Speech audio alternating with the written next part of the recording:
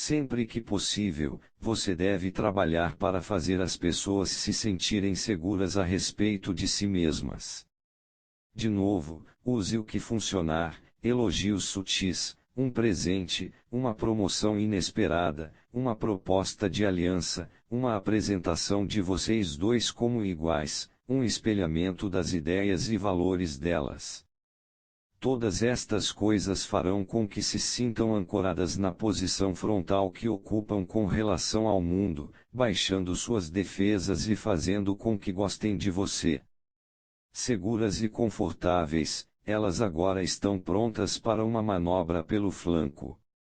Isto é particularmente devastador com um alvo cujo ego seja delicado.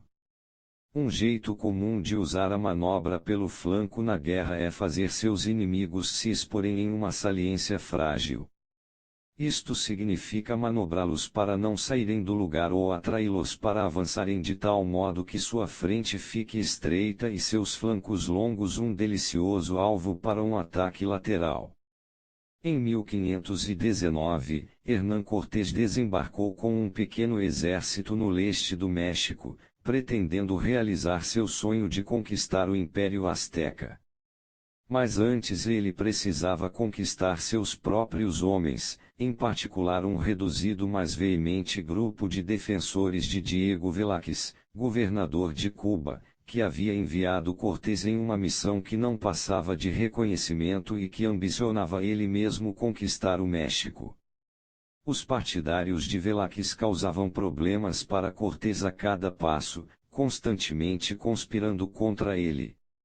Um pomo de discórdia era o ouro, que os espanhóis estavam recolhendo para entregar ao rei da Espanha.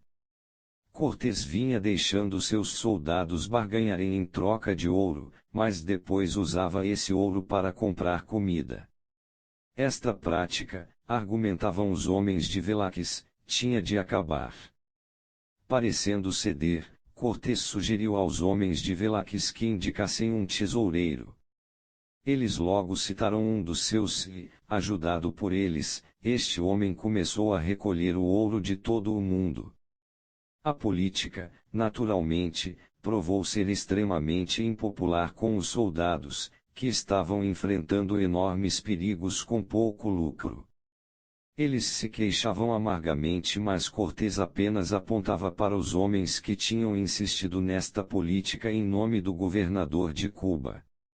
Ele pessoalmente, é claro, nunca fora a favor disso.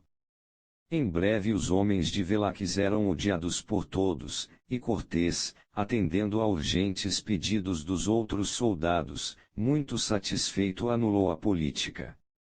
A partir de então, os conspiradores não conseguiam nada com os homens.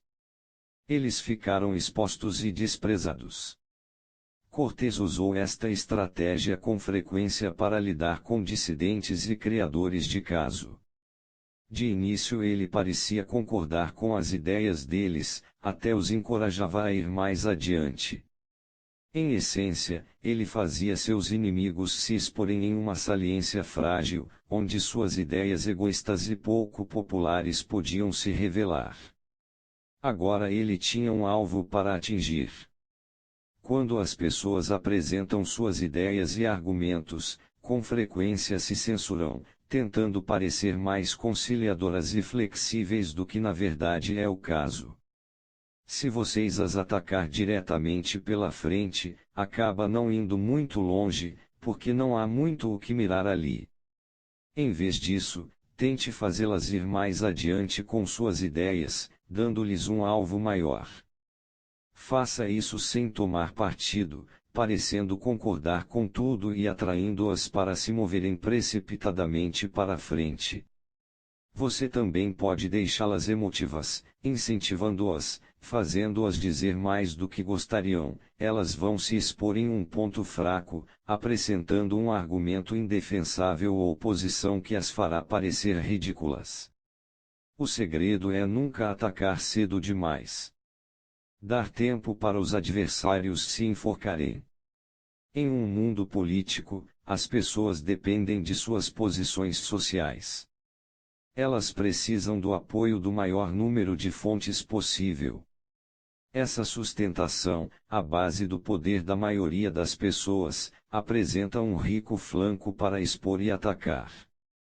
Franklin Roosevelt sabia que o flanco vulnerável de um político era o eleitorado, as pessoas que poderiam ou não votar nele em sua próxima disputa presidencial. Roosevelt podia conseguir de um político que sancionasse uma lei ou apoiasse uma indicação, não importava o que ele realmente pensasse sobre o assunto, ameaçando-o com uma manobra que prejudicasse a popularidade do homem diante de seus eleitores. Um ataque pelo flanco ao status social e à reputação de alguém vai fazer com que essa pessoa se vire para enfrentar a ameaça, dando a você amplo espaço para manobrar o adversário em outras direções. Quanto mais sutis e indiretas suas manobras na vida, melhor. Em 1801, Napoleão de repente ofereceu a Rancho a chance de se tornar a protetora da ilha de Malta, então sob controle francês. Com isso os russos teriam uma base importante no Mediterrâneo. A oferta parecia generosa, mas Napoleão sabia que os ingleses em breve assumiriam o controle da ilha, pois eles a ambicionavam e estavam com as forças prontas para atacá-la, e a marinha francesa era fraca demais para protegê-la. Ingleses e russos eram aliados, mas a aliança deles estaria correndo risco em uma disputa por Malta. Essa discórdia era o objetivo de Napoleão desde o início.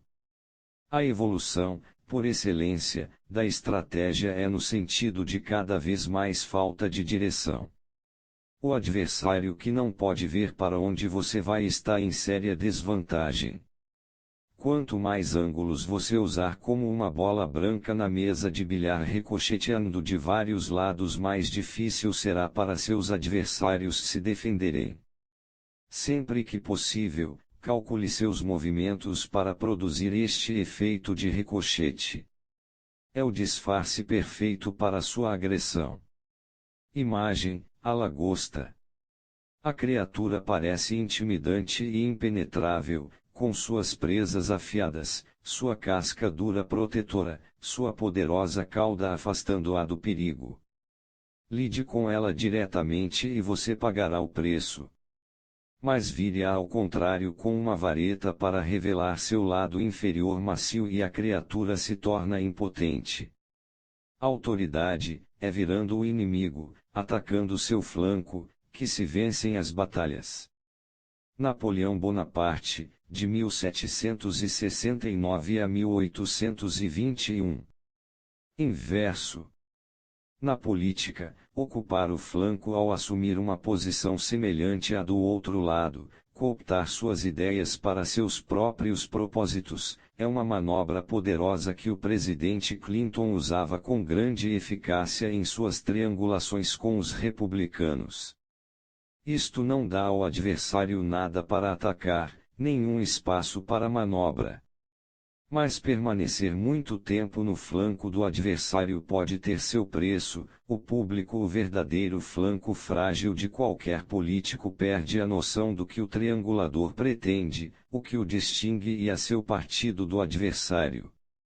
Com o tempo isto pode ser perigoso. A polaridade, ver capítulo 1, criando a aparência de diferenças nítidas, é mais eficaz no longo prazo. Cuidado para não expor o flanco do adversário à custa de expor o seu. 19. Cerque o inimigo. A estratégia da aniquilação.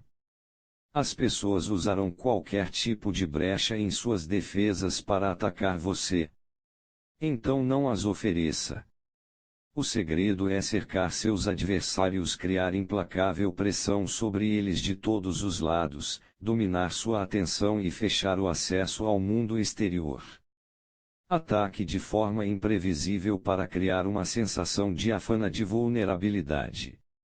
Finalmente, ao sentir que estão ficando indecisos, esmague sua força de vontade apertando o laço. O melhor envolvimento é o psicológico. Você cercou suas mentes. Os chifres das bestas. Em dezembro de 1878, os britânicos declararam guerra aos Zulus, a tribo guerreira da atual África do Sul. O pretexto bastante trivial eram os problemas entre a Zululândia e o Estado britânico de Natal. O verdadeiro objetivo era destruir o exército Zulu, a última força nativa remanescente ameaçando os interesses britânicos na área, e absorver os territórios Zulus em uma confederação de estados governada pelos ingleses. O comandante inglês, o tenente-coronel Chelmsford, traçou um plano para invadir a Zululândia com 3 colunas, a central apontando para a capital de Ulundi, o coração do reino. Muitos ingleses em Natal ficaram entusiasmados com a perspectiva de guerra e com os benefícios em potencial de se apoderarem da Zululândia, mas ninguém estava mais excitado do que o coronel Anthony William Durnford, de 48 anos. William Durnford havia pulado de um posto avançado solitário do Império Britânico para outro, acabando por fim em Natal. Em todos os seus anos de serviço militar, Durnford não vira ação nem uma só vez. Queria muito provar seu valor e mérito como soldado, mas estava chegando a uma idade em que esses sonhos de rapaz não podiam mais se realizar. Agora, de repente, a guerra iminente colocava em seu caminho uma oportunidade. Ansioso para impressionar, Durnford se ofereceu para organizar uma força de elite formada por soldados nativos de Natal para combater ao lado dos ingleses.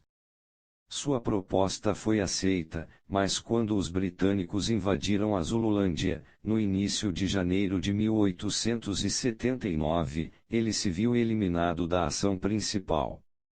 Lord Chelmsford não confiava nele, achando que sua fome de glória o tornava impetuoso. Também, para alguém sem experiência em batalhas, ele estava velho. Portanto, Durnford e sua companhia ficaram estacionados em Hawksdrift, na região oeste da Zululândia, para ajudar a monitorar as áreas de fronteira com Natal. Obediente mas amargurado, Durnford seguiu as ordens. Nos primeiros dias depois da invasão, os britânicos não conseguiam localizar o principal exército dos Zulus, só uns respingos de homens aqui e ali. Estavam cada vez mais frustrados. No dia 21 de janeiro, Chelmsford pegou metade da coluna central que estava acampada aos pés de uma montanha chamada Isandlwana e a liderou para o leste em busca dos Zulus. Quando encontrasse o inimigo, ele avançaria com o resto de seu exército, mas os ariscos Zulus poderiam atacar o campo enquanto ele estava longe, e os homens em Hawksdrift eram suas reservas mais próximas. Precisando reforçar Isandlwana, ele mandou avisar Durnford para levar sua companhia para lá. Como coronel, Durnford agora podia ser o oficial mais graduado no campo, mas Chelmsford não podia se preocupar com as qualidades de liderança de Durnford. A batalha iminente era só o que ele tinha na cabeça. De manhã cedo, no dia 22 de janeiro, Durnford recebeu a notícia pela qual vinha esperando a vida inteira. Mal conseguindo conter sua excitação, ele liderou seus 400 homens para o leste até Isandlwana. Chegando ao campo por volta das 10 horas da manhã. Inspecionando o terreno, ele compreendeu por que Chelmsford havia colocado seu principal acampamento ali. A leste e ao sul ficavam quilômetros de campos ondulantes. Os Zulus aproximando-se daquela direção seriam vistos com bastante antecedência. Ao norte ficava Isandlwana, e mais além as planícies de Kutu. Este lado era um pouco menos seguro, mas sentinelas estavam colocadas em pontos chaves nas planícies e passagens na montanha. Ataques vindos daquela direção seriam quase certamente detectados a tempo.